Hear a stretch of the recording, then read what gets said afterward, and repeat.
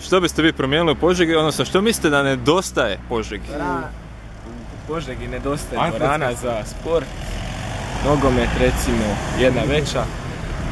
Onda, što bismo još promijenili? U gimnaziji dvorana da se može imati tjelesni normalno i napraviti McDonald's, jer to najviše pali za djeci. Ja slažem sa kolegama i nemam Ja bi promijenio staze bi dodao za pješake. Znači više staza za pješake. Da, i recimo na Štitnjaku. Posebno za biciklistička. Da, na nekim područjima, u Štitnjaku recimo. Taj promet saobraćaja je toliko gust, toliko je upravo problem sada, nema mjesta na neki način, jeli, u parkirališta trebalo bi više, jeli, pa i sa biciklom na neki način da se mogu ljudi Znači kretati. biciklističke staze. Biciklistička staza u svakom slučaju dobro bi došla i sam nekad koristim to, ali opasnost je tolika da čovjek se ne usudi ovako to češće koristiti. Gradski parking napraviti za sve ove lijepe aute što imate tu, da ih negdje imate smjestiti svaki dan, pa da nema gužve i da ne moraju ljudi stavljati aute po pločnicima, nego da ima za njih recimo jedno 10 katova ispod zemlje, pa da ih lijepo mogu negdje složiti i onda bi bilo prekrasno. Nastojala bi urediti ulicu u kojoj ja živim, to je ulica Svetog Vida.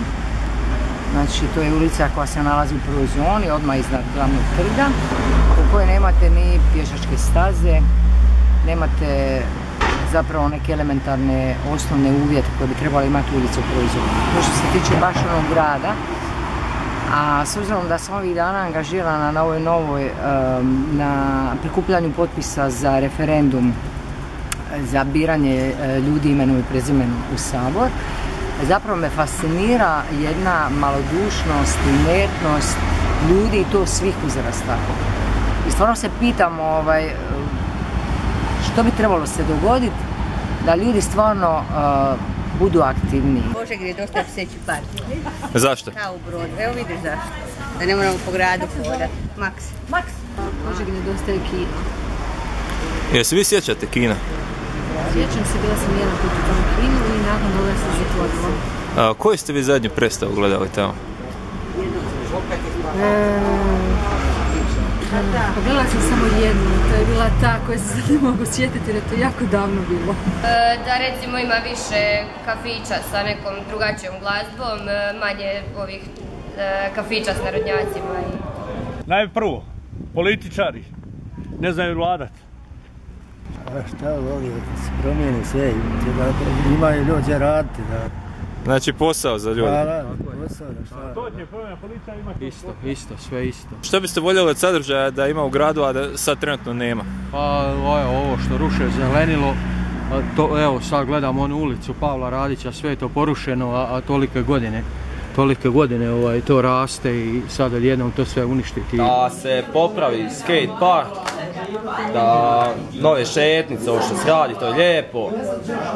To je to. Jel bi nešto promijenio u glavama, mentalitetu Požežana možda?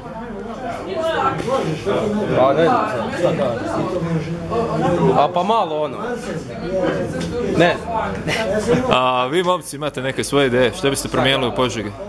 Šta znam, treba više alternative, a manje ovih seljačkih klubova i gluposti. Znači više mjesta za mlade gdje se sluša neka druga glazba osim cajki. Eto. Gospođo, što biste promijenili u Požegi?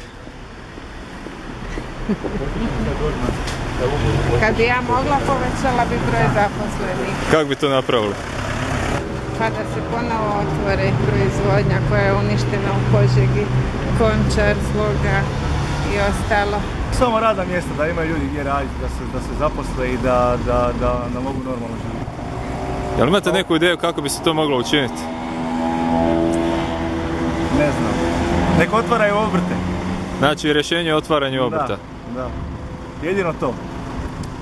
Jel sami imate svoj obrt? Da, imam. Jel vas muči jako puno problema sa birokracijom i sa porezima, sa time, jel bi mislite da bi se to moglo olakšati malo, da ljudi otvaraju više radnih mjesta?